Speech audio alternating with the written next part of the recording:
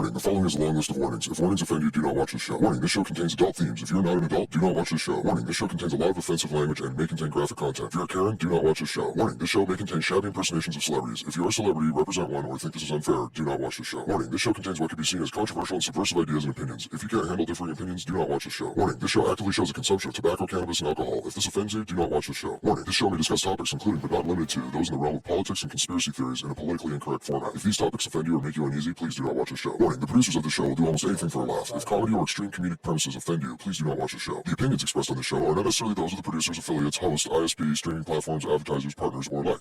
Coming to you from an undisclosed location inside the beautiful land of the Blackfoot Confederacy and Treaty 7 territory, Big Nate Productions presents Getting Laid with Nate.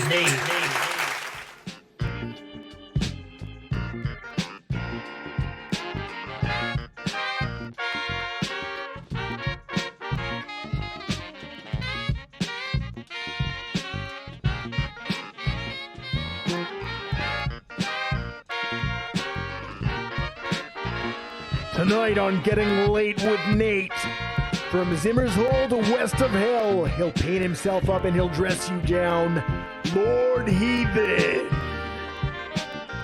Also, possibly Calgary's handsomest punk band musical guest, Downway. Plus, Nate's memes of the week, and Nate's... All right. How's it going, everybody? Oh, We hey, there I am. forgot to edit out the other one there, the previous. Yeah. That's okay. I just I want to make sure that my hands are clean here before we get this going. How's it going tonight, everybody? Get your go down to Revival Brewcade and don't be caught germy-handed. That's right.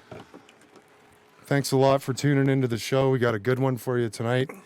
Should be pretty crushing. Right at the moment, I'm here with my good buddy, Sir Ace Hollywood. How's it going? And we also got Mr. Pants on the ones and twos. Mr. Pants. Oh, hold on a second. How's it going, Mr. Pants? Oh, I'm doing all right. Thank you. You guys good? The COVID's treating you okay? As best as can be. All right, cool. Well, I'm going to attempt what I call sit-down comedy because my place is too damn small to stand up in. Yep, let's go for it. So here's some shitty jokes that I wrote last night at 3 a.m. 4 a.m. 4 a.m, yeah. I was still writing them actually 20 minutes ago. All right. Insider.com's reported that a museum let a group of penguins wander its empty rooms, and they couldn't take their eyes off the paintings. Not surprising that 3 Missouri penguins respect art more than all the reigning Alberta politicians. Go Dead Oil! Yep. This just in, 86% of crisis actors have reported payment problems due to COVID. Fuck. Yeah, I wrote Unreal. that one. Oh, yeah. Sir Ace wrote that one. Yeah. All right. Yeah, I'm a jokester. I thought this was going to be 5 minutes, but it looks like it's going to be about 2. CDC warns of aggressive cannibal rats facing shortage of garbage to eat. We must keep the rats happy or face our own peril. Might be true. This is a 1, 2, 3, 4 banger here. We actually did some work on this. The BBC reported that China may send ducks to battle Pakistan's locust swarms. Swarms have been ravaging Eastern Africa as well. Can someone please explain to me how many concurrent end-of-the-world scenarios are happening right now? Sheesh! A Chinese official was quoted as saying, "Release the Kraken!" Further proof that China could use anything as a biological weapon. Ooh. Settle down. I love the NBA just as much as everybody else. It was reported that a police robot told a woman to go away after she tried to report a crime and then sang a song. Well, at least the robot didn't kill her live on YouTube and start Minneapolis on fire. Yeah. Oh! Yeah. Topical. Yeah. Yeah. We know the woman wasn't black because it sang to her instead of shooting her in the back while she was running. Oh. Ooh. Touchy. Touchy. At least robots want a clean park. Am I right? Yeah. There's always an am I right in there. Yeah. In entertainment news, Jimmy Fallon apologized on Twitter this week saying, in 2000, while on SNL, I made a terrible decision to do an impersonation of Chris Rock while in blackface. There's no excuse for this. I am very sorry for making this unquestionably offensive decision and thank all of you for holding me accountable. When asked, Prime Minister Trudeau said, hold my beer. He says that a lot, actually. He's always saying, hold my beer and just doing miraculous things. He's a party animal. Oh, yeah. And now, a comment on this situation from our late night show correspondent, David Letterman. Hey. Oh, just nice to see you. Good to have you with us. Years ago, I was at a dinner party, and I was having a terrible time. It was boring. It was benign. So I decided to spice things up. I decided to do my Keisha impression, or Kesha. I still don't know what it is. So I went into the bathroom, I pulled out my makeup pencil, and I began filling in my face with what could only have been described as a shitload of freckles. I went full freckle face. Sorry, Keisha, Kaisha, Kusha. I apologize. Fucking A. That was a deep fake done by buddy of mine, Jeff Richards. Check him out on Instagram at The Real Jeff Richards. Or The Jeff Richards, I think. The Jeff Richards? Yeah, it's in the credits. Okay, so finally and inconsequentially, CTV News reported that the lead singer of a Christian rock band revealed that he no longer believes in God. Christian rock bands are actually a thing? I mean, I kind of knew they were, but it seemed more like believing in Care Bears. You know, the rainbow-colored stuffed teddy bears high in the clouds looking out for the good of humanity. What a pipe dream. Oh. God, groaner. That's it for the monologue, everybody. That's it for the monologue. Sorry y'all had to go through that. Okay. What's going on there? I'm just going to look at the chat real quick here. Taking a Oh, you guys are looking good. Thanks for showing up, everybody. Good times. Okay. So now we're going to get my buddy Norm on here, and I'm just going to do a little preamble. We're going to talk turkey, folks. Are you there, Norm? Yes, I am here. In the spring of 2000, a young wild turkey took up residence in the neighborhood of Ramsey. Apparently, he had escaped from an agricultural event at the nearby Calgary Stampede grounds. He quickly became a local celebrity and was given the name Turk Diggler.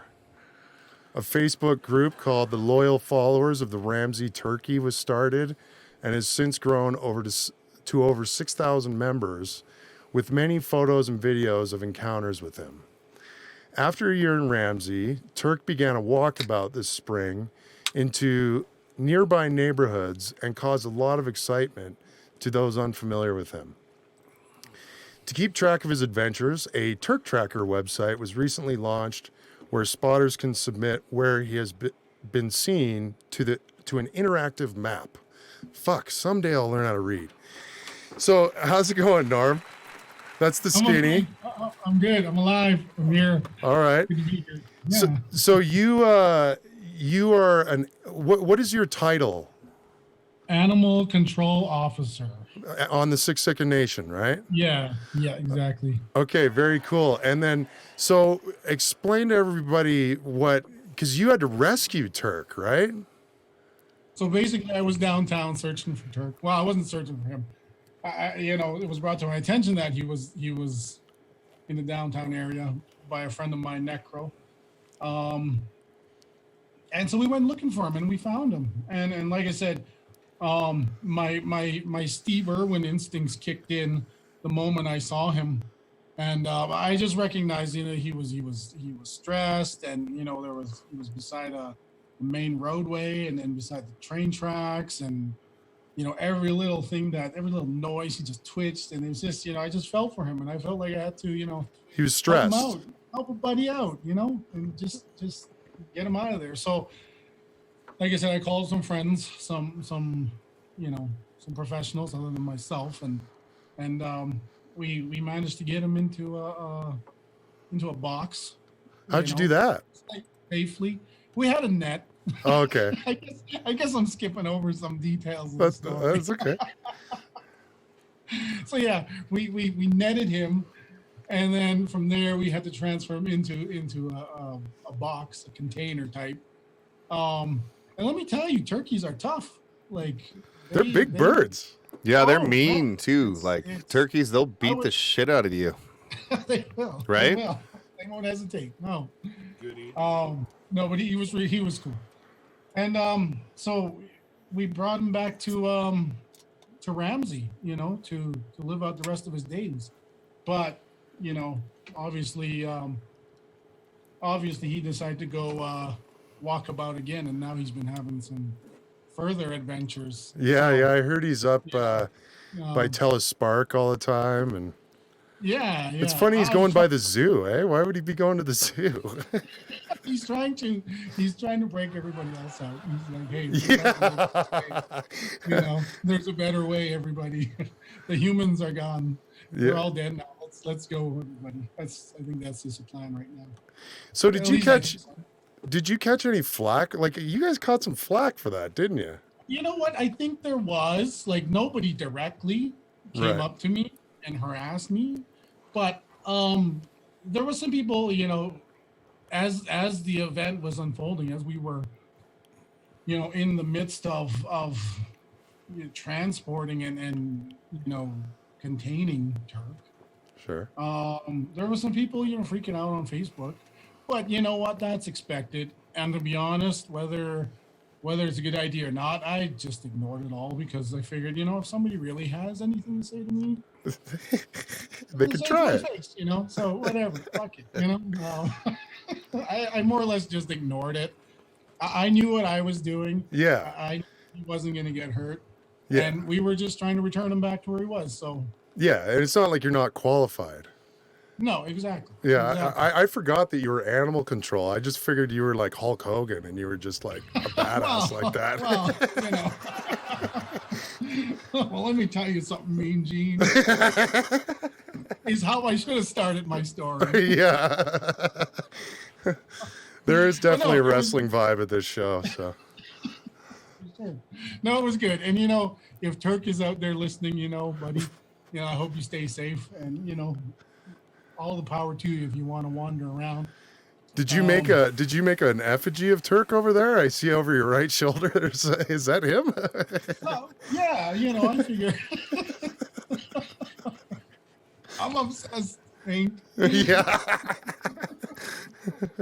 Yeah, this is a pal of mine here. Yeah. Maybe a long lost cousin to Turk. This is Scraps here on my shoulder here. So yeah, he's decided to join us today. Well, who knows if From those Frightenstein days. Yeah, cool. Everybody check out Norm's band Frightenstein. They're a good ass time. And you guys on social media and all that? I think so. Yeah.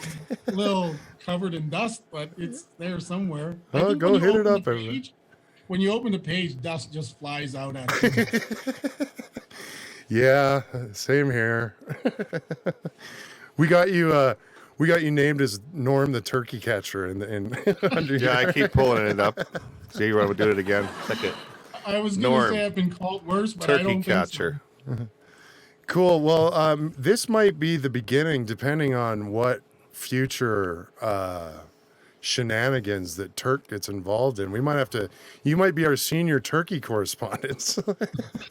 Well, hey, maybe I can check in from the field, every now and then. Yeah, Yeah. try to get an interview with him. Yeah, exclusive. Yeah, get the interview with the Gobble, turkey. gobble, gobble. 100%. I mean, 'tis the season too. He'll be all out looking for a mate and all looking Oh, impressive, yeah. right? Looking hard, yeah. And I'm sure he's got a few interests out there anyway. Yeah. Cool. Well, thanks a lot for your time, man. Yeah, no, for sure. And this is the segment where we play Freebird, right? Yeah, yeah. Yeah, cue up the 20-minute version of Freebird. Awesome. Well, thanks so much. And thank Necro for us, too. That was Sure, yeah. awesome. And we'll see you next time, bro. Yeah. So that was Norm. Oh, all you crazy people in the chat, what do you think of our backgrounds? Pretty dope, eh? Yeah, we spent some time getting some green screen up here. Yeah, we got green screen going. And then we also have Jazz. a guest. Yeah, the jazz is Moon Griffin. Go check out Moon Yep, Griffin. Moon Griffin. They're a good ass time.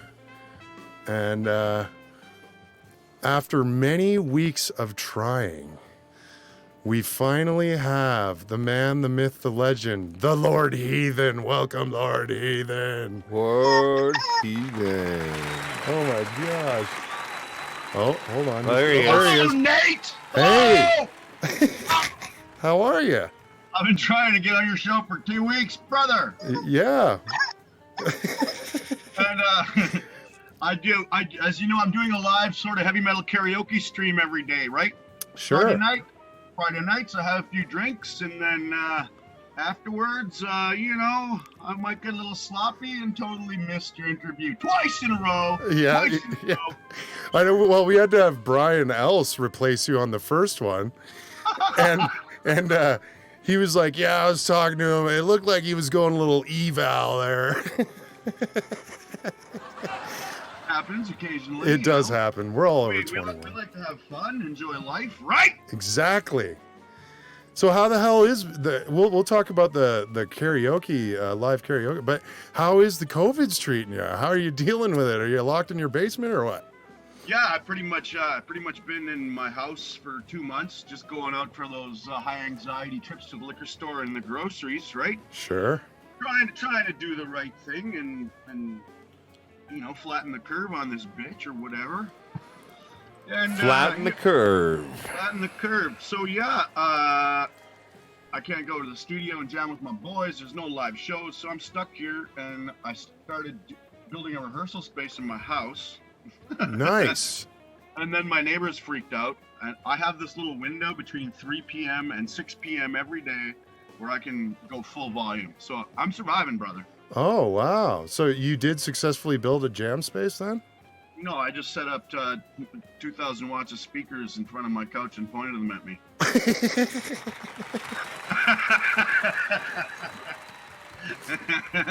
Oh, hey, it's live right now, brother. The PA's on! Oh, yeah! That's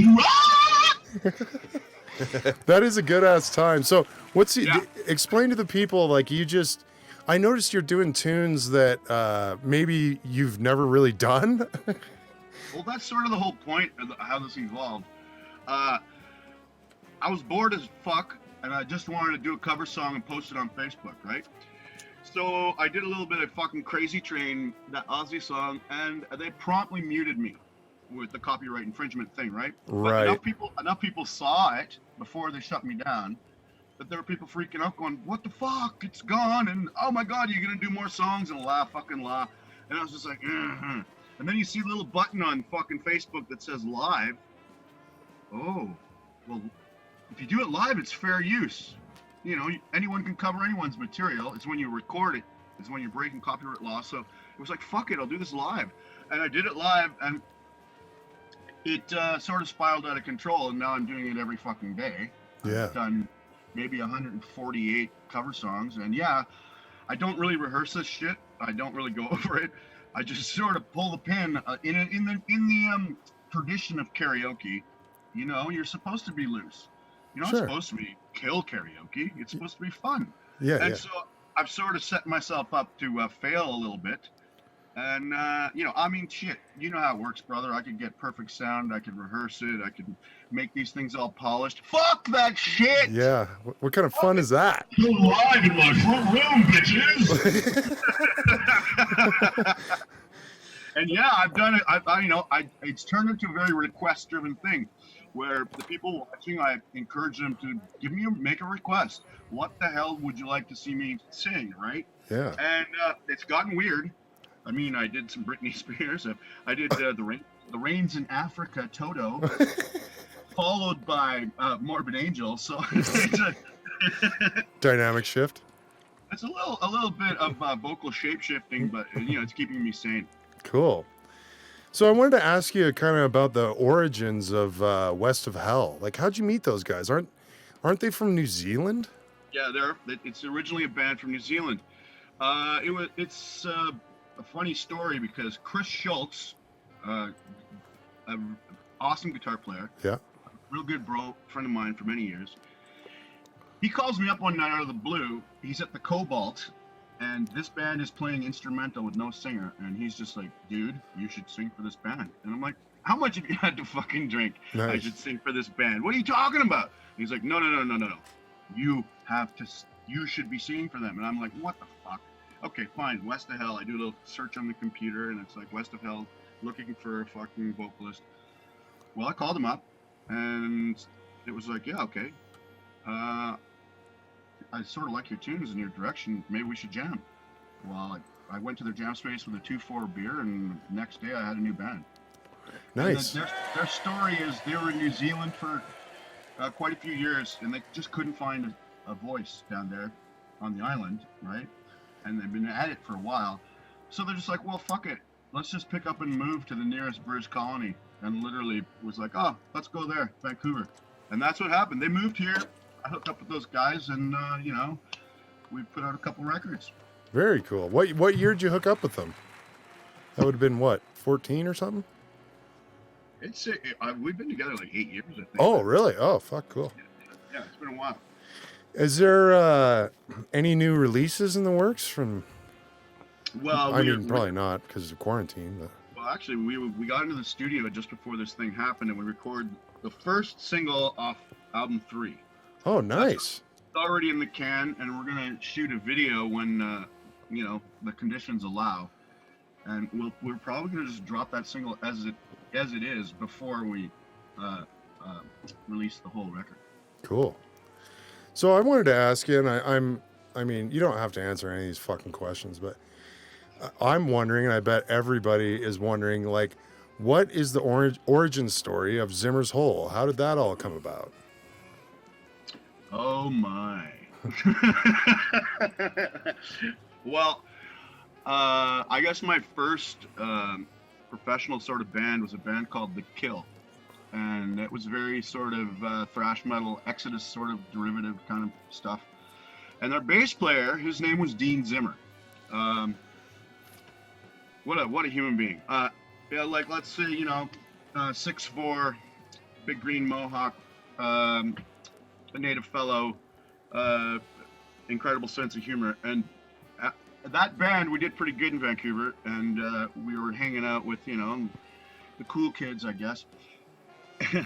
And we'd get invited to parties, you know, well, hey, let's invite that crazy metal band kind of vibe. Cool. So we did end up at these fucking parties, and Dean Zimmer would promptly go, I proclaim it clothing optional hour, and he would strip naked, fuck, and then he'd go, hey guys, watch this, and he would literally scan the room at looking for the pretty people, and he would spread his ass cheeks and run backwards at them. Oh my God.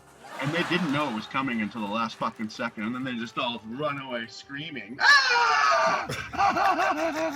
So, that band broke up, and then he went on to form The Process, right? And the process, they had like a pretty high profile show. Much music was going to be there. Blah blah blah. I was living with Byron Stroud at the time, bass player for Zimmer's Hole and Strapping and Drift Factory. Dean calls.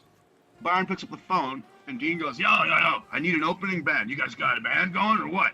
You got something happening? And it's like, yeah, no problem. When's the show? Oh, Friday. Okay, cool. Hangs up, and he turns to me and goes, Val, you want to start a band? We got our first show 4 days from now. Nice. So we enlisted, the laser precision picking hand of Jed Simon and Steve Wheeler on drums and Byron on bass, and I played keyboards and sang in the first sort of rendition of Zimmer Soul, and it was mental, like total spaz jazz, bungle, anal cunt, fucking. Oh yeah. It was everything rammed into one. The first record is just fucking. Fuck, I gotta check that out. I don't know if I've ever heard that one. It's spaz jazz, man. It's fucking crazy. Cool. Yeah, Bound by Fire. Anyways, so we go play the fucking show, and it's like, well, what are we gonna name this fucking band? And it's like, well, let's name it after Dean's ass. So, Zimmer's Hole is named, No way. is named after Dean's fucking anus. His weaponized butthole. That's right. That's quite a party trick, I gotta say. Hey, that's how that came about, my friend. Nice. So, you have that dope bus. Yes, I do. I have an inferior short bus that I used to do my podcast from. Where'd you get that bad boy? What can you tell me about that? Well, it's the same model as what Greyhound uses, right? It's like a coach, right? Like a big MCI coach. 102. Yeah, you can buy it in a fully converted entertainer coach version, Sure. right? But I did it the hard way, and there was a fleet of them in Richmond that they had run up on the oil patch, and then that business tanked. So there was fucking 6 of these buses sitting in a yard that paid for themselves. Fucking were in great fucking shape. I saw it on Craigslist and was like, oh wow, really? Because if you guys don't know this, if you're gonna hire a real deal Rockstar tour bus, it's $1,000 US a day. Fuck. That's the rental. Yeah, it's super fucking expensive. So I'm like, fuck that, I'm gonna buy my own bus. So I bought it, and then the bass player for West of Hell is a Finnish carpenter, and we spent like fucking 2 months doing a totally pimp professional entertainer coach conversion to it. Fucking And hell. now I just hire a driver. Beautiful. Now nobody gets a DUI. Everybody gets home safe. That's right, man. That's right. Who the fuck wants to drive after fucking, you sweated your bag off and probably had too many beer and you got to get to the next town? I do not want to fucking drive. I've done that for 10 fucking years of my life. I'm good. So I noticed that the Power Clown guys, right? Yeah. That's not the same bus, is it? Because I saw them out here and they had a bus. They have their own bus too? No, they got that. Those guys have had all sorts of crazy shit. It's the Power Clowns, man. Well, speaking of Power Clown, we talked with Brian a bit about this, but so do you know, what's your take on what happened to Dan Scum? Bad luck. Bad luck? Yeah. Yeah. I mean, I don't know the details. I don't want to, right? But generally, if you're doing stuff like that, man, Yeah, that's a big risk. every time you're getting deeper and closer to getting dinged. Right? Yeah. So Yeah, I mean, for those that don't know, Dan Scum is sitting in a Japanese jail right now for bringing like 10 pounds of meth in with a fucking, in a guitar case or some shit. Yeah, we talked about that on episode Yeah, 2. with Brian, yeah. Yeah, episode 2. yeah, that's fuck, big paycheck but heavy risk, man. Like, Yeah, no doubt. Hopefully he gets moved back. I read in an interview that he's supposed to get like transferred to Canada in 2022, possibly. yeah, and he might be able to serve out sentence here. Right? Yeah. From that interview, fuck, it sounds like it really, like, could you imagine being in a fucking international prison where you can't speak the fucking language? Like, that's just so fucked up, man. No. And like, I think that he was stuck in isolation. Like, your first month, you're in ISO. That's just what to break your spirit, right? Yeah. They look at reform a little different over there, I think. They're very strict, yeah. Zero tolerance and everything, yeah. Cool. So, you do you care to talk about your day job, forging metal? Sure, man. Yeah. What do you do? What's up with that? Well, I am a partner in a special effects company for film and television. I mean, my years of stagecraft with music and using stage props and pyrotechnic and all that stuff that I've always done lended itself to this business really well, right? And there's a thing about film and television is it's very transient. It's like I can go work, well, not right now, but regularly. I could go work a couple days and tell the boss, hey, I gotta go do a little mini tour and play some music, and they're like, oh, cool, man. Give us a call when you're back. Whereas every other trade on planet Earth is what? You're fired. What? You're what? No, you're fired. We're film, man. They don't fucking care. As long as you show up and do the fucking job and you're decent at your job, you always have a job with those guys. So it's sort of the perfect fit for a musician. Yeah. I remember you brought some of those skills to Armstrong one year. It's funny, you guys are on stage, and Armstrong is in this indoor, like, basically it's a hockey arena. So I'm in the bathroom directly behind the stage taking a piss, and then you lit those fucking rockets off, man. Like, it sounded like a linebacker was trying to kick the fucking door in where I was at, and I just, like, pissed all over myself. I was like, fuck! Well, I don't feel too proud about that one because it was a legitimate fuck up. Like, all commercial grade pyrotechnics have a designation of their size and duration, right? And when we went by the effects shop a few days before we hit the road, I'm hungover as fuck, and my boss is sleeping in bed, and I'm like, okay, hey man, we're doing this show, and I want to end with a couple, big spark hits. And he's like, yeah, how high is the ceiling? I'm like, oh, I don't know, it's like a hockey arena, like 8 rinks, like 40 feet maybe. And he's like, okay, how big is the stage? And I'm like, well, maybe 25 feet depth, 50 across, something like that. Okay, take 2.5 shorts is what they're called. They're 2.5-inch mortars, right? Sure. And they're short. And what are they supposed to do exactly? They're supposed to shoot up to a certain spot and then blow up? It's like 2 columns of sparks, and then it dissipates. But okay. What I accidentally grabbed 2 boxes of 2.5 longs. Whoops. Let me do the math on that. They're twice as large as they're supposed to be for the application. And it was like, I remember when I hit the fucking button, and then went, kaboom! Oh my god. And I'm like, oh fuck. 2.5 shorts don't sound like that. Yeah. I came out with piss all over myself, and I saw the ceiling on fire. Hey, no one got hurt. Yeah, no, nobody got hurt. It just got, and I paid for the repairs, and that's one of my professional errors. No, I know. I remember you feeling really bad about it. Like I remember saying like, "Oh yeah, it's a big accident, right, Val?" And you're like, "No, seriously, fuck, I didn't mean to do that." Yeah, I don't want to damage the fucking venue or risk anybody's life. No, for sure. And nothing actually caught on fire. It just kind of burned the insulation a bit. Yeah, that reflective shit. Yeah, the fireproofed insulation. Yeah. Well, that's cool. Yeah.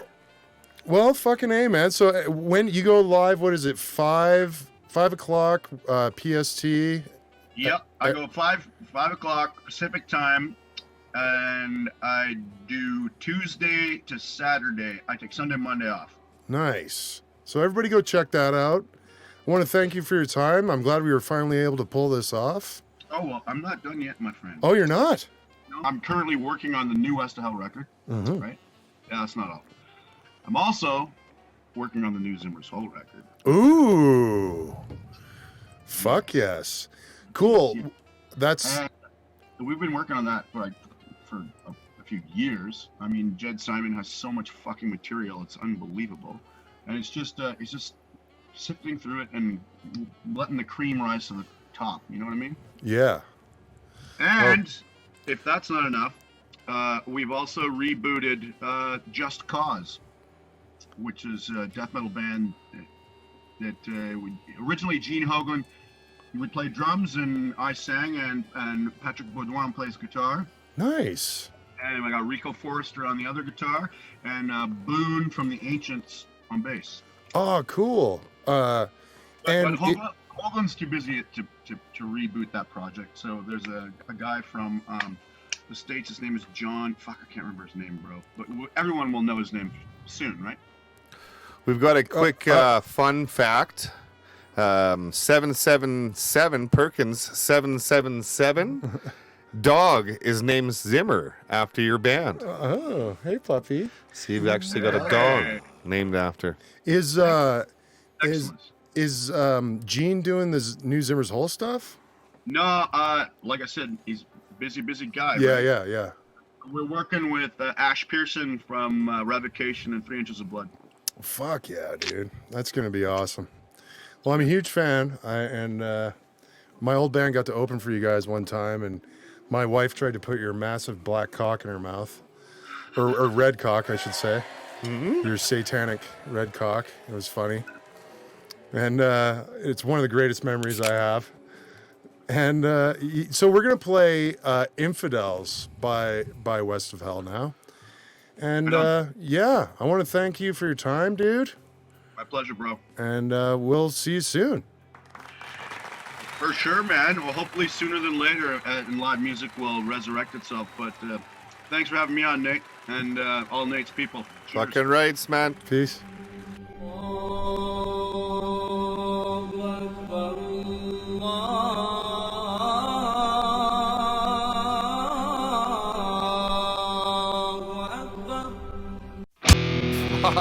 Okay. Yeah, that was fucking crazy. That was Infidels Wow. by West of Hell.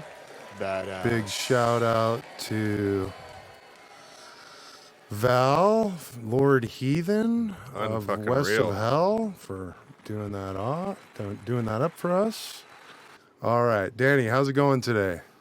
I'm really good, man. How are you? Good. Thanks for coming on the show and taking the time. How's the COVID's treating you, eh? Well, I'm lonely, buds. That's why I'm just happy to do. I've never done one of these Skypes before. You know, actually, a friend called me a couple nights ago, and I did a FaceTime. That was my first one ever. Nice. This is big for me. Thanks for having me, brother. Yeah, cheers. Yeah, thanks for helping us get this fucking Skype's rocket kind of off the creepy ground. anyways, right? Oh, yeah. It's true. Yeah. I'm gonna be honest with you. I didn't have to do shit. I'm in bed still. Beautiful. Out of curiosity, are you born and raised Calgarian? Are you from here? No, I was born in Yarmouth, Nova Scotia, man. A little town on the southern tip of Nova Scotia. Very cool. When did you move out here? In the 80s, man. Everyone was so broke. I remember it was a big deal. This is how I know how big the town was. We when you hit 10,000 people, you get a McDonald's And a traffic light. yeah. So yeah, man, we sent out a tester car like with my aunt and uncle and I think a couple of their buddies, and they reported back, yeah, it's true. There's jobs everywhere, and we brought the whole family. So here we are, man. But now I'm a prairie boy for real. Yeah, for sure. I moved up here from Oregon for the same fucking reason. I was born in Canada, but in Oregon, I mean, they cut down all the fucking trees and they don't vote Republican, so there's never any jobs there. What do you think about Billy Jack Hayes? What do I think about what? Billy Jack Hayes or Billy Jack Haynes? Billy Jack Hayes. He was this wrestler in WWF. He's supposed to be from Oregon. He wore like a goddamn like Smokey the Bear hat. You don't know am I thinking about the wrong guy? Billy Jack Haynes? I'm not sure. I know Roddy Piper is from, I heard he was from around, or no, maybe he just wrestled, because there was the Portland State Wrestling that was going on at the same time as like Stampede Wrestling and all that shit. And I heard like Scotty the Body came out of that and Roddy Piper. Dude, you got to look up Billy Jack Hayes. his life story is insane. Like in between wrestling matches, he was like a hitman working for the cops and shit. Jesus. Like, yeah. He's go check him out on YouTube, man. His interviews are like, get out of here, man. Is there any music in particular that or band or whatever that inspired you to do to be a full-time musician? Like I'm interested because that's a fucking huge like kind of leap. It's like kind of becoming a fucking priest or something in a way, like except you get laid, I don't know.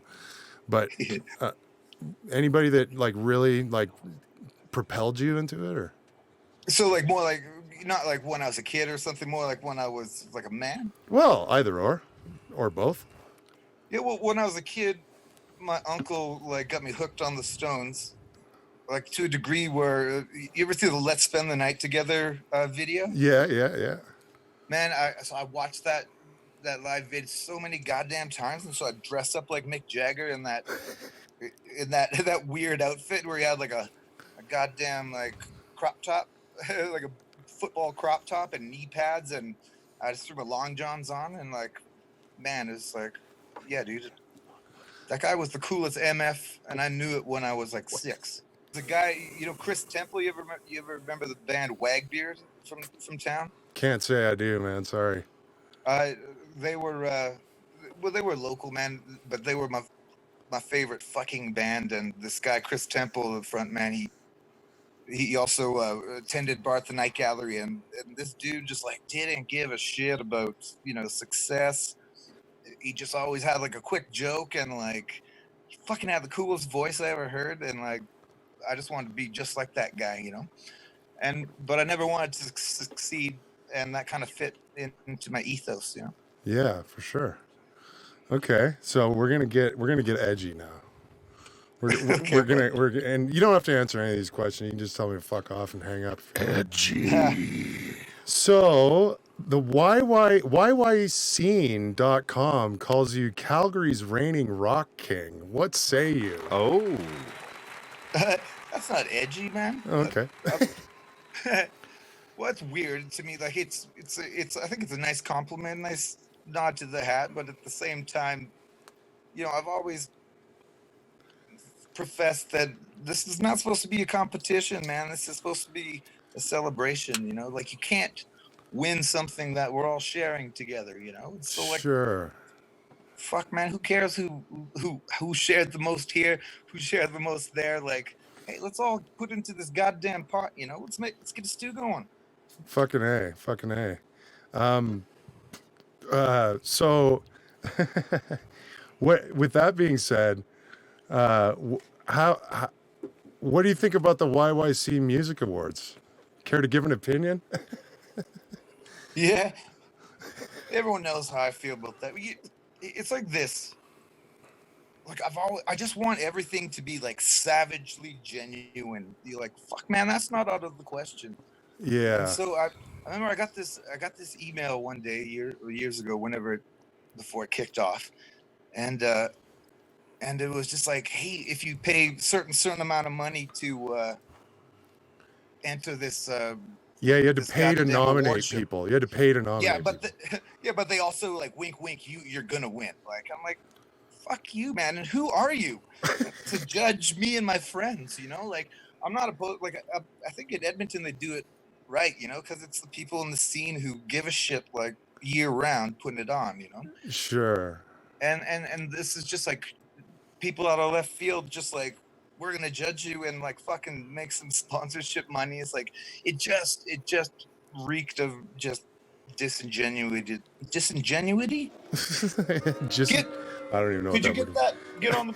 I live alone. There's no one here to look that up for me. It's disingenuous, man, and I think, and on a grander scale, like holy shit, man, like it seems official, like have an award show, but don't call it something that we all love, like we didn't give you the fucking leash to tarnish something that's important to us, Yeah, it seems to me it's like, oh, nobody's taken this website yet, and I know some people I could get sponsorship money out of, so let's do this. Yeah, man, let's put a couple payments on my fucking Prius. I don't know. Yeah. I don't know yeah. what people like that drive. So you're pretty controversial on the internet as far, I mean, I don't think it's controversial. I think it's fucking amazing because you're basically saying what I'm thinking, I think, and like what everybody else is too, but doesn't want to say it. So why do you think that in this kind of like cancel culture age and shit that they haven't fucking cut your head off and put it on a stick? Well, this is how I see it, man. They've tried to get me so many times. Like, man, like I was on this like sexual predator list. And No shit. Like, way. Whoa. But like, hey, that was fair enough. No, I'm just kidding. That was such horseshit, man. And like, but you know, when you're guilty of something, you just kind of slink back and say, "Oh, that's bullshit." But like, when you're fucking, you live a good life and you don't, you treat women with respect. You know, you fight back. And I found out, like, I went, "Who'd you hear it from? Who'd you hear it from?" You know, and I got down to the very source of it. And wow, I didn't realize that was a thing. Holy fuck. Yeah, man, you gotta. I shouldn't have had to go through that, man. No shit. Your fucking rep is important, man. Well, it's, yeah, guys like, you know, like a full-time musician like you, fuck yeah. All you have is your rep. Oh, it has burned me a few times. Like I've had shows canceled and stuff. Oh, you have. So there has been some backlash. When I say I've had shows canceled, I've had show cancels. Just one in Vancouver. Oh, okay. But yeah, it's man. But yeah, like I feel like I have the freedom to say whatever the hell I want because, you know, go fucking dig as deep as you want, man. Like, yeah, I've always exactly what I've wanted and done. You know what I felt is the right thing to do, man. Well, and fucking thank you for doing that, and not fucking policing yourself like they want everybody to. You know what I mean? Censoring yourself. It's bullshit. Everyone seems to have something to lose. Like, you know, it's, you know, fair game. You know, you can't speak your mind just because it seems like that voice is the loudest, you know, or, you know, that's what it is actually. It seems like it's the most prevalent, but it's not. It's just the fucking loudest, you know? Yeah, fucking kick the squeaky wheel off and fucking put another one on, I say. Yeah, like if there's some asshole in a restaurant, you know, yelling about his food, like that's all anyone ever hears. It's like, oh fuck, man. Like no one else is saying, hey man, the food's good. But like, you know, everyone's just creeped out by the fucking weird asshole in the restaurant. Yeah. But no, not me, man. That food is good. Mm-hmm. Yeah. That guy cooks a mean filet mignon. Yeah, but it's important to like everyone's happiness to be able to fucking speak your mind. I mean, you feel like you might be saving yourself some grief in the short run, but like, if you don't speak your mind all the time, he's gonna get you in the end, homie. Well, and let's not forget that, you know, all our fucking grandpas got fucking conscripted so we could goddamn do this. So what the fuck? I'm not gonna go spit on my grandfather's grave. Fuck. That's something that I think about too, like, but in a little different way. Like that fucking pisses me off so much. Like conscription. No, Dad, me too. Holy shit, man! That's not. You don't get to do that. You first. I'll be right behind you, like directly behind you. You fucking send your rich kid first. I'll be behind him too. Yeah, no kidding, right? Yeah. That send the captain of the football team. I'll be right behind him. Yeah. So it all worked out though, right? All the wars, they all worked out. Everything's good now, right? Worth it. Yeah. Worth it. Yeah. Fucking nailed it, guys. Yeah, the leaders are leading. So I wanted to talk about your musical background a little bit. I didn't intro to the show, but at the beginning, but what the fuck? So you are in the Dudes. You started the Dudes, right? Funny story. They played like 2 or 3 shows before I joined. Oh, okay, cool. So they literally had, well, not like bar shows. They had like 3 songs when I joined. Nice. But I'm a little bit of trivia. Not an original member. Right. Are you guys still active? Oh fuck yeah. Cool. I mean, I don't like to work hard at anything, you know, like, so like I'm as active as I need to be. And so, yeah, I'll tour if I got something to promote. But in the meantime, yeah, we writing, and oh yeah, we're still going, homie. Yeah, cool. So no gigs lined up though, or do you have a new anything coming down the pike as far as that goes? Like any Yeah, recordings we're happening? doing I don't know who the hell it's through, but we're doing a live concert. That's such a mom's word. Where's your concert? But we're doing a live concert. My mom's going to drop us off at I don't know, some studio. It's June 17th. I don't know any more than that. I don't even know what platform it's going to be on. But keep your ears and eyes open. Cool. So in doing some research, I saw that the dudes recorded at an alpaca farm. Yeah, man. Also, Dojo Workhorse did too. What's up with that? Is it a makeshift, or did they build the studio and then bring the alpacas in, or the other way around? It's this rich dude in Kelowna, and he wanted to have a recording studio in this gorgeous, this gorgeous property, this huge acreage of like old trees, like giant old growth trees and shit. Fucking golf cart, pathway at a mansion. To me, it's a mansion. I grew up in a fourplex. It's like a 3-bedroom house you can sleep in on the property. Sure. But anyway, it was a rich dude, but to have land in that area so close to Kelowna, you have to be zoned as a farm. So he's like, what's the least I can do and make this be a farm? So yeah, I'm gonna get 12 alpacas. I'm gonna shave them 3 times. Yeah. Sell 6 sweaters. Nice. Yeah, I heard they're really good animal. Like they're really easy to take care of, and like their wool's really awesome, and they're even their shit's like really good for everything. And it's cool, man. This is like any animal where it's like, hey, what are you hungry for? The ground. Yeah. Like, that's an easy animal to take care of. Yeah. So there's lots of that. What do you figure the coolest dudes gig you ever had was? Man, I never. How about biggest? How about biggest instead? The biggest? Okay, that's easy. I can say that one. Like that's the other question is almost like, what's the most in love you've ever been? Yeah, sure. Yeah.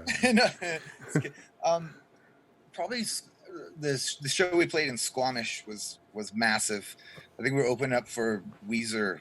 Whoa. And Devo, or I think. Holy shit. And so we were totally afternoon, but like, not first thing in the afternoon.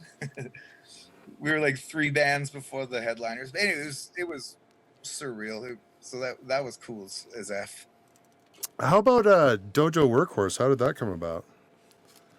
Is that that was man, you ever see Songs Ohio? Can't say I have. Or hear of Jason Molina or like Electric Magnolia Company? Oh, I've heard of that. It was this dude. He was the coolest motherfucker. Like, he was one of my heroes. And the Night Gallery, the second time this place came up, this rad old bar in Calgary, I think they knew that I had a set together. I think I played the Metro once, and then they asked if I wanted to open for that dude, and like I lost my mind. So yeah, it was just at the time we were just a 2-piece, and opened up for Songs Ohio, and after the show, after our set, he's like, "Hey man, want to stick around and just like jam on a few tracks?" I'm like, "How the fuck is this real life, man?" He's one of the sweetest motherfuckers ever, and then. Oh man, remember our old question? I'd take back. That was who like really made me want to fucking be a good person and like do rock and roll for life. Like and try to like when they invited us on stage like that was just like that was literally the best I'd ever felt. Cool. That dude died like when he was 40 years old from just sad drinking. Oh yeah. Yeah, if you're a sad drinker, stop drinking, right? I think.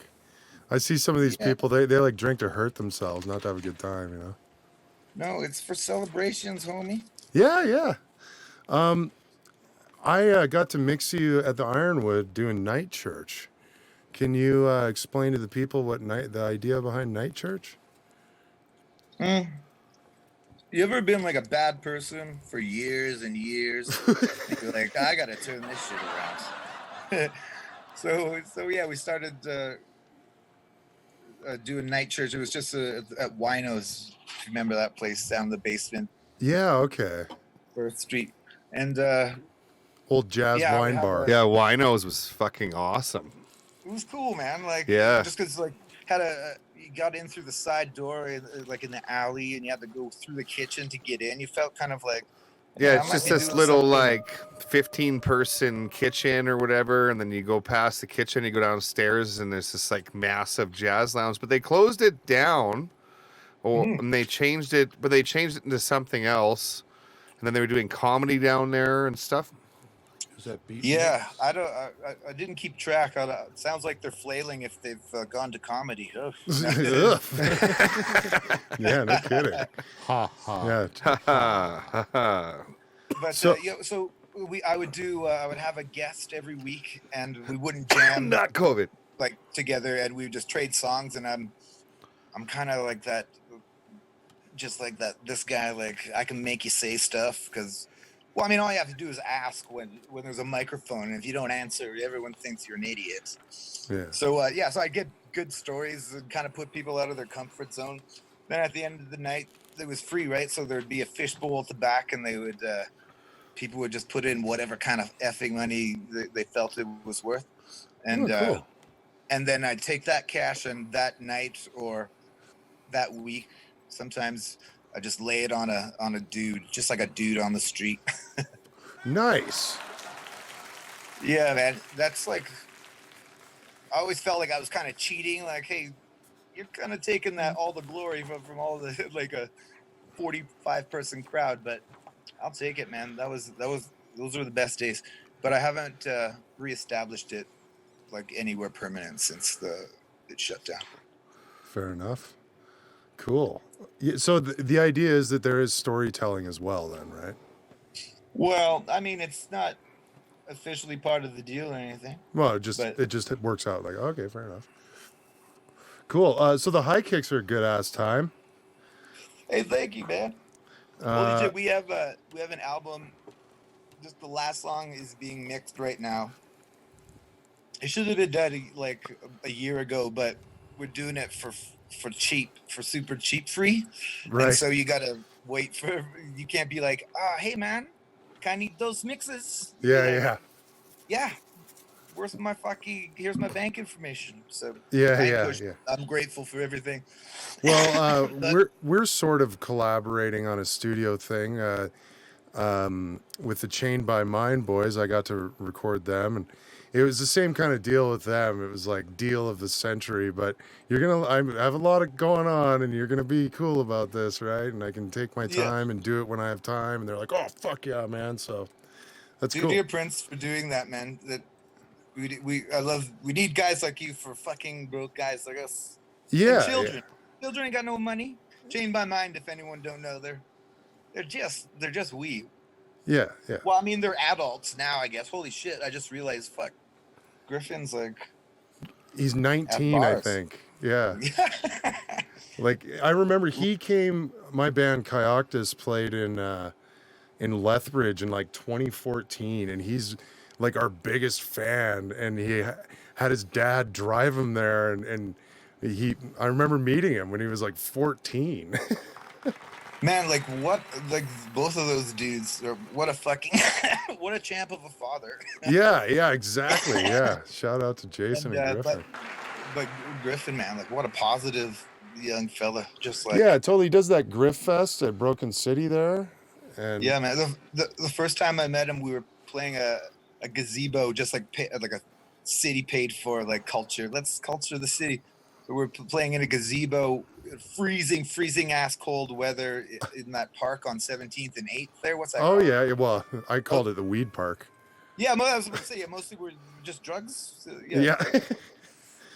So we were playing in that gazebo, and So they got like all these, like a rainbow of different colored plastic chairs all set up in rows, like they're gonna see a goddamn symphony, and nobody is there, and the few people who were there are backing up and leaving, and then there's this 10-year-old kid, or I'm guessing, with his maybe shirt off. Nah, go shirt off, man. I might be mixing up. Anyway, 10-year-old kid with like, just giving us the horns and like full fucking like losing his mind, and it's like I would play hours for this one person. Yeah. And it's just such a trip that he's like fucking rad drummer too. Yeah, I know. Yeah, he is really good, and he's really, like I got to mix Moments Fest out at Siksika, and I saw them like really play there. Like, I don't think I had mixed them before that. And I was like, fuck, these songs are awesome. And that's kind of when I was like, fuck, let's do something, because you guys are awesome, It's like, super atypical. Like, before I saw them, I didn't get any I didn't get the preview. There it is. Sure. But I was like, fuck, man, this is not what I thought, and this is fucking interesting and heavy and good. Yeah, cool. All right, well, I got to wrap it up here. I think I got like one more question. Have you done much international touring? And if so, like, what's your take on that? Do you like it? Do you hate it? Yeah, man. Like, I've gone to Europe a few times. I did just Great Britain once. I did just Spain twice. Oh yeah. It's beautiful. It's wonderful, man. And if someone's paying for you, or you can break even, or just lose a little bit of money, like, yeah, holy shit, you should see and go everywhere you can. Yeah. What I've learned the most, like, I'm not itching to travel, man. I don't got that bug, because every single place I go is like, yeah, fucking people are like awesome and also awful, like, yeah. everyone's the same. Like, you're gonna find fucking love wherever you are. You're gonna find fucking a great party in any country, or just down the street, man. Yeah. You know how many people haven't been to fucking Banff, or like, Sure. or like just like how many insane trails we have in this beautiful effing province. Yeah. No, I know. Or they haven't been to like even Saskatchewan or something. Yeah. It's weird. Like, even in the States, like, I heard some stupid fact. It's like, 60% of people or whatever have never left their own state. It's unreal. I mean, part of it's just like, the brainwashing that why would you go to some dirty fucking shithole? Well, and the other part is like, we're broke, man. We are broke. What the fuck is a vacation? Yeah, you get to have those? What? From which of your job? When does your two jobs line up perfectly with a fucking vacation? Well, fucking hey, man. I ramble, man. I'm just a little bit lonely. I haven't talked to anyone for so long. No, it's all good. I want to keep going, but everybody's fucking writing shit down around me, so we got to move on. I'm just spreading the time. Like, we can keep going. I don't care. Really. In the future, I'm gonna kind of have it set up where we do, like, let's say our interview's like 10, 15 minutes long, and then I go, if you want to keep watching this, subscribe to our Patreon, and then we can keep going for like 2 hours. But all the extra content where Danny gets fucking real. Yeah. When we go behind the paywall, we'll put some tinfoil hats on. If you're gonna have that red sex light, you better be doing some like sexy shit. You want to see what shirt I'm wearing under this shirt? Well, you're in a sex light, so. Where's the lingerie? Yeah, like, where is the lingerie? All right, so check out the dudes, check out Dojo Workhorse, check out the High Kicks, or is it just... Go look up Keep It Cheap on YouTube too. Oh yeah, that's your like, what is that? Again, I've seen one of these. I'm just bored, man. Like, I'm just making new little vids. They're fucking hilarious. To me, man, and they're confusing to a lot. We need little vids. Yeah. We would make we would put you, if you little vids want to. We talked over Messenger about a bit idea I have, but we would play that one too if you're down. But if you want to keep it separate too, that's whatever. But get you? Let's share it. I made one.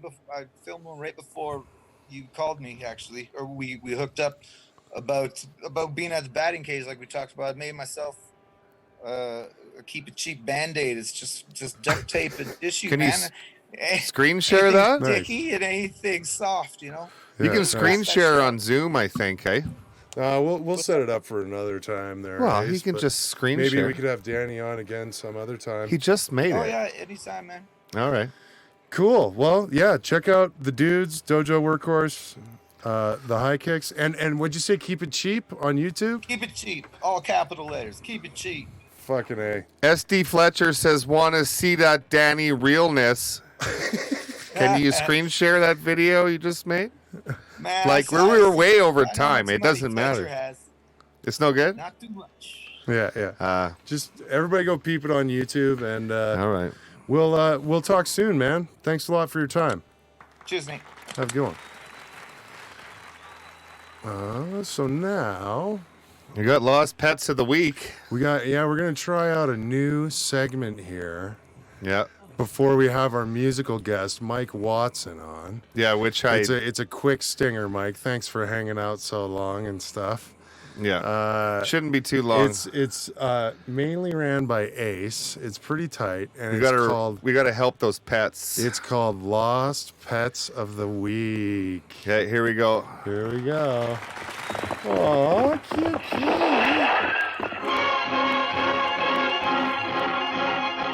Take it away. All Ace. right.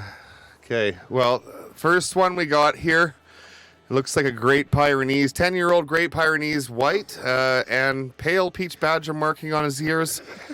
He's got a faded pink collar tattooed with Highview Animal Clinic from the High River, Alberta. So we've got a Great Pyrenees missing from High River, Alberta. There's a bunch more. It can rescue High River Gabrielle at Pound and Okotoks. So it seems to be sort of more of a southern Pyrenees. Let's take a look at him. He's a big dog. He's a big boy. I think if somebody sees him, they're going to find that Great Pyrenees. I don't think they gave us a name. How do you lose that dog? It's a pretty big dog to lose. The dog's like 75 pounds. But contact Shauna on Kijiji if you see this giant Great Pyrenees. Okay. On to the next one. Oh, that's a cute dog. We have a cute dog here. He looks like he's in someone's kitchen. Oh. And they lost their dog on Wednesday on their acreage in Wheatland County around Bassano and Hussar. Let's take a look for Muffin. Muffin. Everybody very take a friendly. look for Muffin. A coyote just ate that muffin. Hey. Oh. Sorry. Brutes Magoots. Mr. Pants. It's reality. All right, man. here's one with no picture. Wanted lost pigeon. White and gold color homing pigeon. Well, it probably stands out. Oh, White it's a and homing gold. pigeon. Contact Jimmy. He'd be very appreciative if you found his pigeon. On to the next one. We've got, that's a cute dog. He's missing. Oh, he's sad. He looks sad here. Well, he's happy. That's happy. That's happy. My puppy went missing the night of May 26th. We were located outside of Drumheller.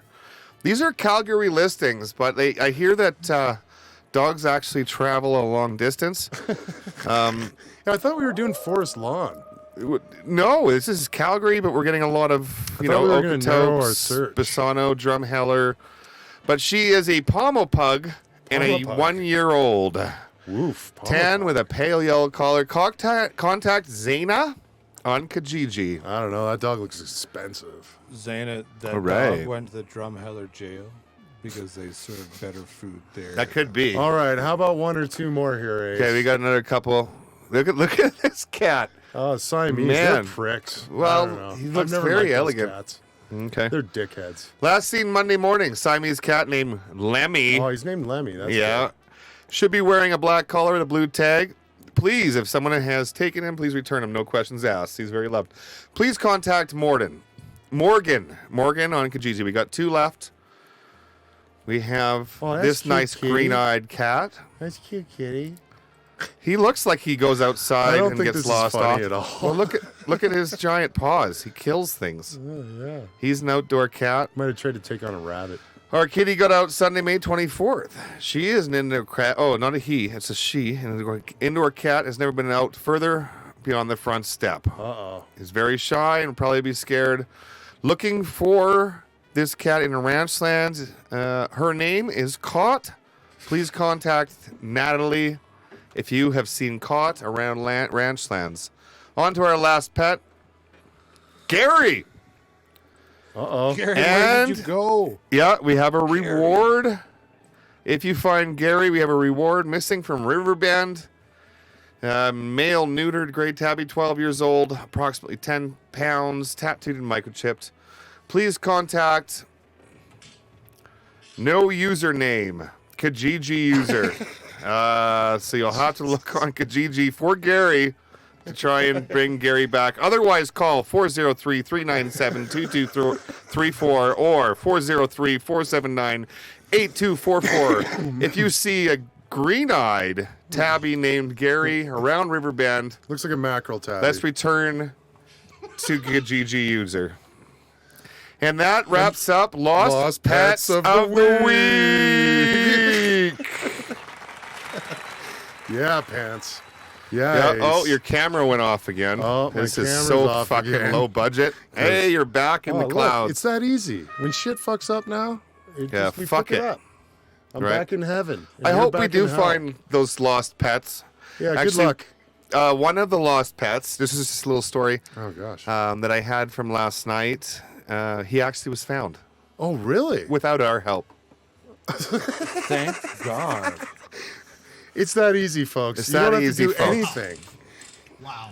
Yeah. All right. So thanks, Ace, for Yeah. putting all that together. Yeah, it's an important thing. You got to find those pets. So we got my friend Mike Watson here. How you doing, Mike? All right. I'm doing pretty good. How you doing, man? I'm doing awesome. Thanks for coming on the show. Hey, thanks for having me. I'm loving the missing cats and dogs episode. I think it's an important thing, yeah. Or section. Don't forget about the pigeon, man. We're trying to create content. hate I on don't the know bird. how high quality of. No, that's. I mean, I'm not a comedian, so I don't know. I Finding like lost every pets single is, one of those cats. I just wanted to give them pets. or at least give them a cat. Like finding lost pet. If I lost my cat, I'm shut down. This show's not happening. You know. Yeah. Shut That's it the down. thing. No, I'll be out Shut it looking. down. Shut it down. Yeah, shut her I'm gonna down. tell you a crazy story. You were talking about baseball earlier. Yeah. One day, I'm not shitting you. I was walking along, just enjoying the day, and I come across this baseball diamond, and here's a guy, and he's got about 10 pigeons in a cage on the back of his truck. He walks them up to the baseball diamond, and then takes turns releasing them, and he drives them away from his home, like a kilometer, then 5 kilometers, then 10 kilometers. And then he drives home, and these fucking pigeons, they just come back every time. Fucking homing pigeons. Seriously. I walked up to the guy. I'm like, how long you been doing this? He's like, about 28 years. I'm like, oh, okay. So it's just a hobby. Okay. Well, I tried to figure out these homing pigeons. It seems that you give birth, or the bird gives birth, and then you give out the babies to someone else who then takes them long distances, and then they just simply fly home. And if both of you have homing pigeons, you exchange pigeons so they fly to and fro. Right. That's how you spread the 5G. Who gave Yeah. pigeons? What's that meme where Google they're Maps. like government tracking devices or something? The pigeons. Right. Anyways. So Well, I mean, Cuban sympathizing pigeons were heard saying "coo, coo." oh, Bill. Love you, Hicks. Bill. Love you, Bill, buddy. Love you, Bill. So you have a guitar. Can you imagine the Bill Hicks set? Sorry, I don't mean to cut you off. Can you imagine the Bill Hicks set that would be done if Bill Hicks were alive right now? Oh fuck! It would sound think exactly his like the podcast- old one. His podcast would sell for 750 million Spotify. Oh, Just saying. Oh Just yeah. saying. No, if they yeah. Anyways, if he would have made it past the pancreatic cancer, they would have popped him from a building. I'm sure. He was too dangerous. Anyways, there's no conspiracy corner this week. I can't be known as conspiracy guy. Okay. Well- Can you tell me about the song you're about to play for everybody here? Sure.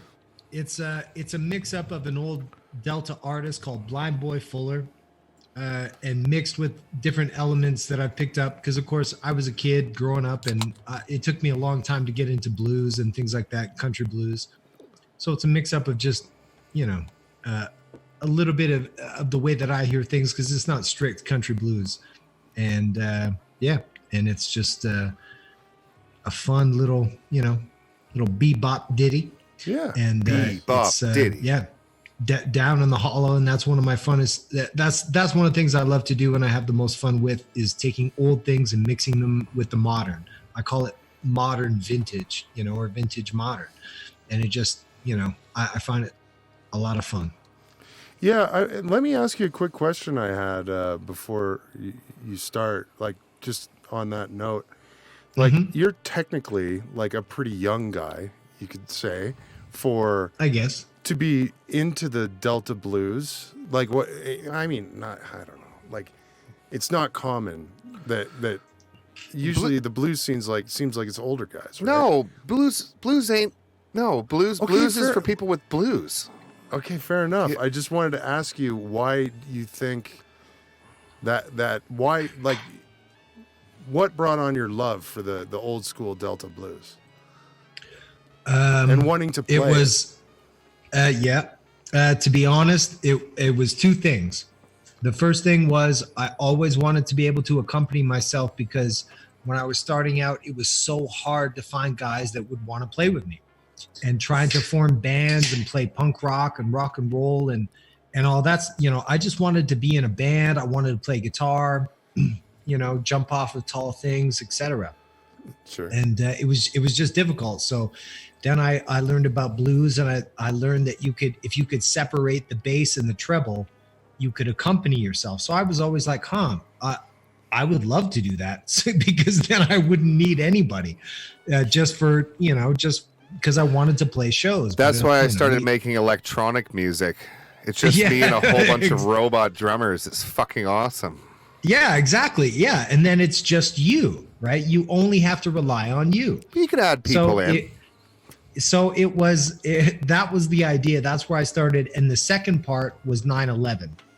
And when I realized, because it had never occurred to me that one day you could go to work and you would have to choose. Now, no matter the crazy stuff around 9/11, it's just that one day you might have to choose between burning in fire, or hopefully you would succumb to the smoke first, or you have to jump 30 plus floors. And 9/11 affected me just like everybody else.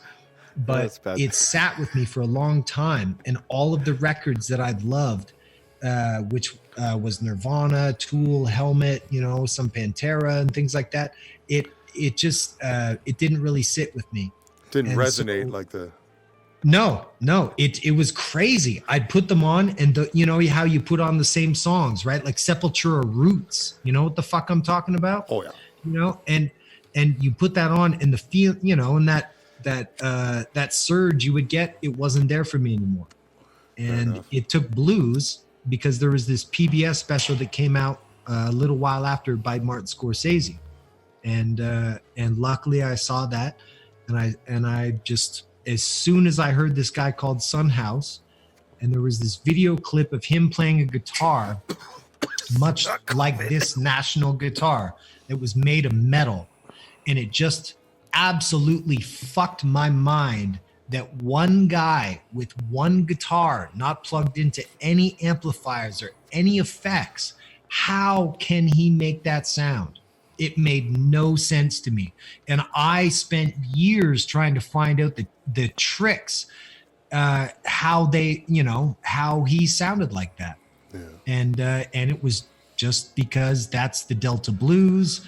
It helps if you have a National guitar, because National guitars are, as far as I'm concerned, the best guitars on earth to me. There's all kinds of crazy guitars on earth, and to me, Nationals are the shit. So for blues, it was 9/11 that basically gave me a paradigm shift. And I still love heavy metal so much. I still love rap. I love Public Enemy, etc. And I love Nirvana and all that shit. but the country blues and the Delta blues, to me, especially in times when things are fucked and you're hurting, it just speaks so much truer and connects to such a deeper and fundamental level than any other record or any other type of music than I've personally found so far. What's the name of this tune? All right. Well, the name of this tune is called Down in the Hollow. Awesome. Mike Watson. All right, we're moving to the video. No. He's playing a song. Oh, he's playing it. Cool.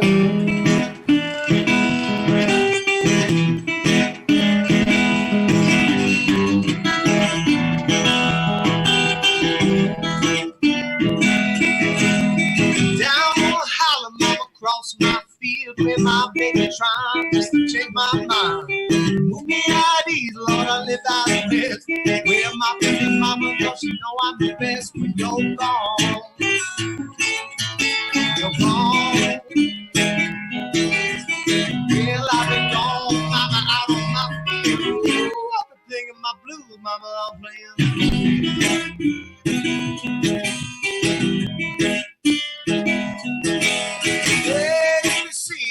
XYZ, yeah, the cats in the kitchen, but you can't catch me with my hand in your jelly roll jar. Well, I'll be back now, mama. I'll be looking for more.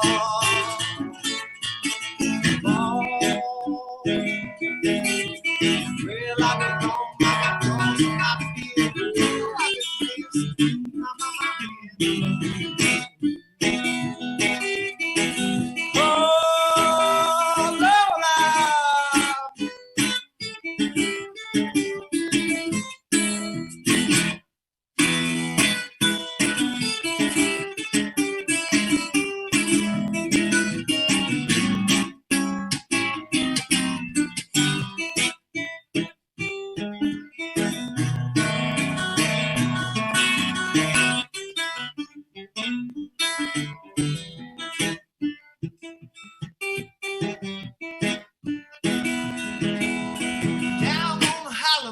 Across my feet, where my baby trying to change my mind. Move me out here, Lord, to live out west. Where my pretty mama, don't she know I'm the best when you're gone?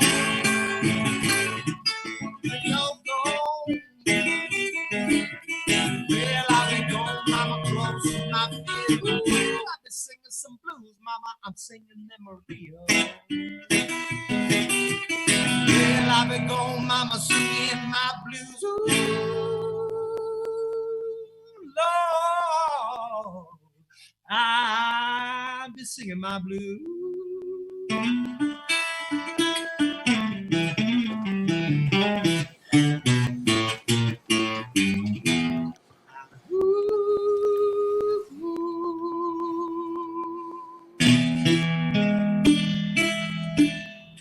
Yeah, Mike Watson, everybody. Yeah. Hell yeah. Thank you for being our first live musical guest. Oh, thanks for having me, man. It's been killing me not to play shows, and so yeah, just great to be on the show, man. We know each other from KLM, the backline business, but I feel like nobody has any idea what that means. So could you just explain to people really quick what the fuck backline is and how it relates to humanity in the world? Because nobody knows. Totally.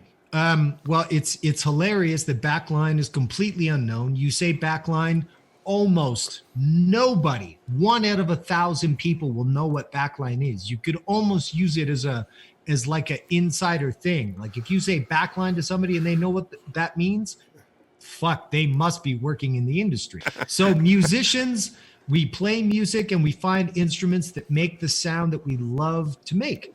But when you take them on the road, almost no matter what you do, because the road is, every minute on the road is money. And for most touring acts, you are fucking hemorrhaging money at every fucking minute. So if you're bringing instruments on the road, you need to move them as fast as possible because you need to get from place to place to place as fast as possible. So do you want to, if you have a 63 Strat or a 67 Casino or some sick, or a Ludwig fucking whatever, some just sick piece of awesome, Do you really want to take that on the road and just watch it be destroyed over time? Because that's what happens, even though you want your sickest tone possible. So the only alternative you have is what's called backline. So that in each city, there is a company that has a set of drums, bass amps, guitar amps, and things like that. Not microphones, not cables, because that is the audio company. And when you need and guitars as well.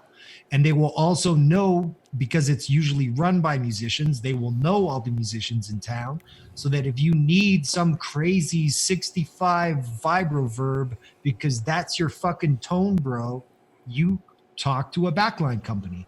And that's where I, Yeah, so long story short, to kind of put that all into one sentence-ish, well, no, your description is great, and that's exactly what I asked for. Thank you. But it's a backline company provides all the instruments. Drums, bass that's amps, guitar amps, guitars, maybe and KLM in particular. I don't know. Do I have to sit here and fucking bleep out that name every time we say it? But I hope not. It's, FM owns it now, so I don't know. Well, they could really sue me.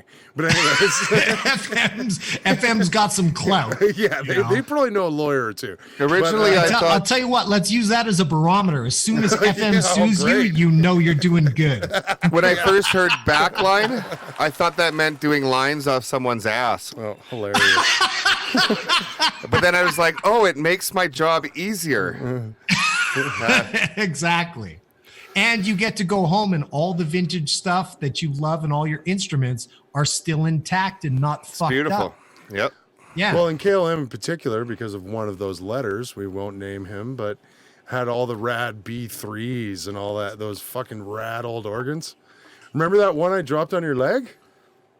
Oh, I still have the scar. Oh, it's do perfect. you? So Yeah, nobody knows the story except us and those fucking kids. But we were loading kids. We were loading a giant B3 organ. How much do they weigh? 350, 400 pounds? So, I mean, it's 372 pounds. Hilarious. So and you have to have these big furniture dollies that strap to this fucking thing. So you have handles because it's so big and awkward and stupid. And I'm the tall guy, so I'm backing out with this, and I'm trying to keep it because we're coming downstairs, and I'm trying to. No. We were loading into the venue. Oh, were we loading in? Okay. And I was the one at the front of the organ, walking. You were walking backwards, and I was up the stairs. Yeah, and I was holding it up high, and then you tripped or something, and.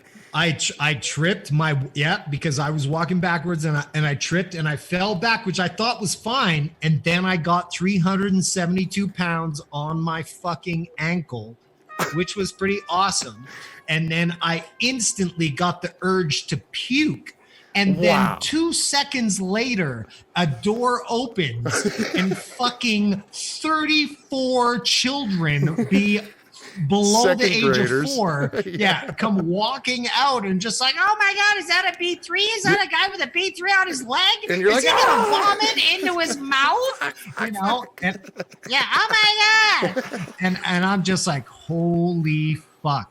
And I had to walk around the corner because if I was gonna puke, I wanted to puke around the corner out of sight of these kids that had already been mentally fucking varnished, let's say, with the sight of me with this B3 on my leg going.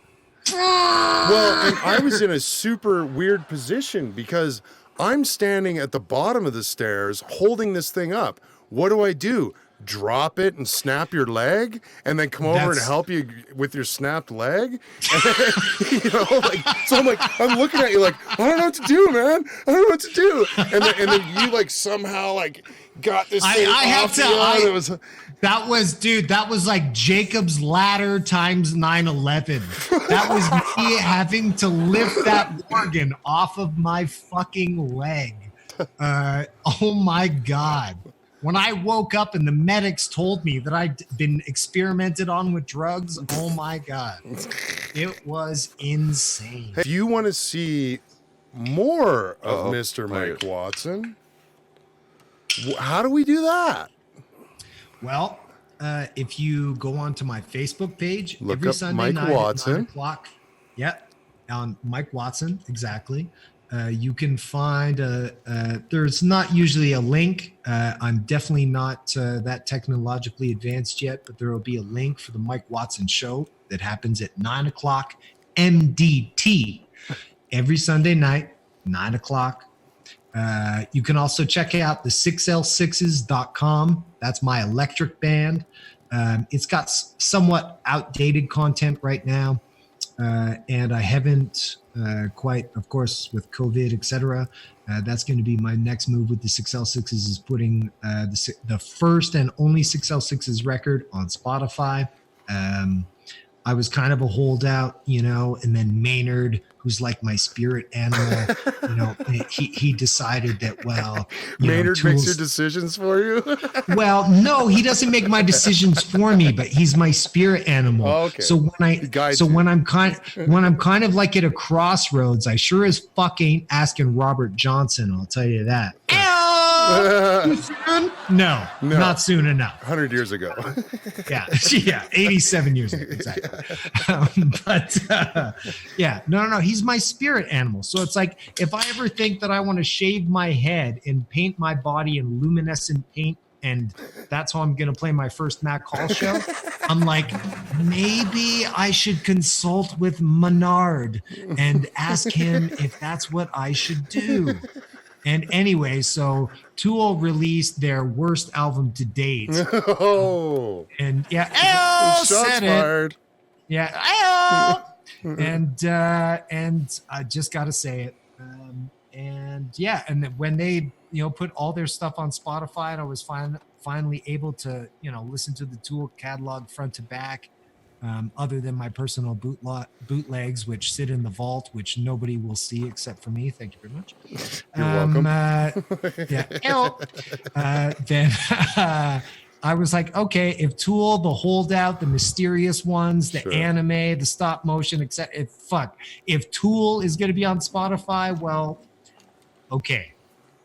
And that's the next move. I gotta put the record on Spotify. Well, I don't know. They did that, and now we're all locked down under a pandemic. So fuck. Hey, maybe they fucked this all up. It could be. It could be. I mean, I see that there was numbers. I saw that there was a 7 and a G on the new Tool album. So I think there's, I haven't heard of 7G. Add it, buddy, add it, subtract it, fucking compress it, fucking put it through a calm triple dander. I don't know. I'm just asking questions. All right. So do you want to bust out one more tune or? Okay. All right. Well, I'll tell you. Take it away, Mike Watson. Take it away. I'll tell you what. It took me a long time to get into Led Zeppelin. Heresy, I know. It was because of the vocals, but all the guitar lines and the blues influence really hit me.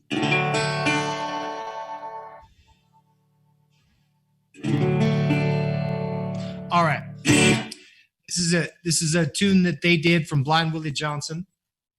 And this is one of these things where not being a religious person, but singing religious songs is more about the sound than it is about the words. In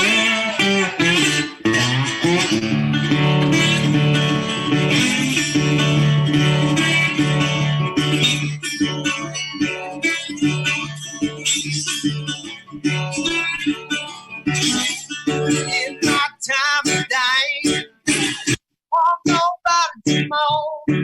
Said all I want my friends to do is come over my dying arms. Mama, please leave me alone. Oh, baby, oh no, without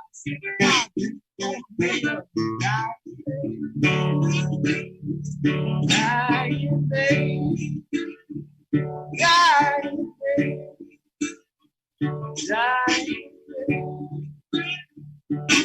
Well, I'm going to the river, drink my soul in the air. Well, I'm gonna take that kind of receiver. Well, my mama, I'm gonna meet you there when I'm gone. Oh, when I'm gone. When I go, I'll be crying out. Gonna pick up my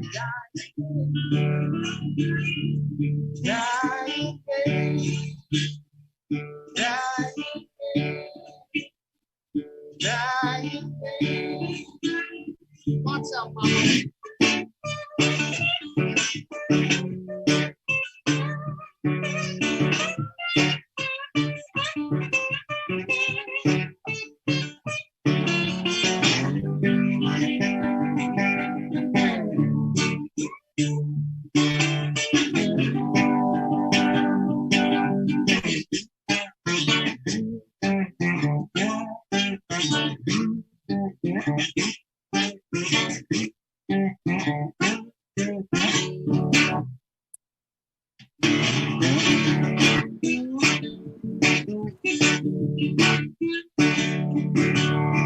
Ever since I acquainted, baby, we haven't been a minute apart. Where's your face? Can't see but now in my hand. Where not the religion now in my heart. Oh Lord, woo! Oh Lord, oh Lord, baby, I've been trying out. Gonna make it, gonna make it, gonna make it, gonna make it. G gonna make it, G gonna make it, G gonna make it, G gonna make it, G gonna make up my dying.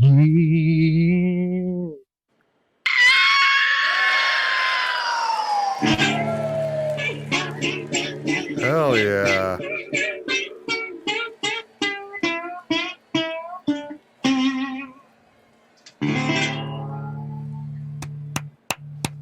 Fuck yeah, dude. Thanks so much, dude. Thanks so much. Thank you. Thank you for having me, man. I appreciate it. It was a lot of fun. Fucking A, I want to thank all my guests. I want to thank Lord Heathen. I want to thank Danny VACON. I want to thank Norm the Turkey Catcher. Did you catch any of that, Mike? About the turkey? I didn't. I was making my tinfoil hat. I'm sorry. So everybody's just watch the. We'll have this up on YouTube by Sunday, probably, maybe earlier, and you can watch about Turk Diggler and get all up to date on the Ramsey turkey. I got to. That sounds interesting. I need to know right now. So fucking A, thanks for taking the time. Thanks to Ace and Mr. Pants over here. Yeah, let's get a studio. Yeah, thanks, here. Ace. Thanks, Pants. Yeah, you guys No, rip. it's not Pence. It's Mr. Pants. Mr. Pants. Mr. Pints? Pints? That's a pants with a Humph. Mr. Humph. All right.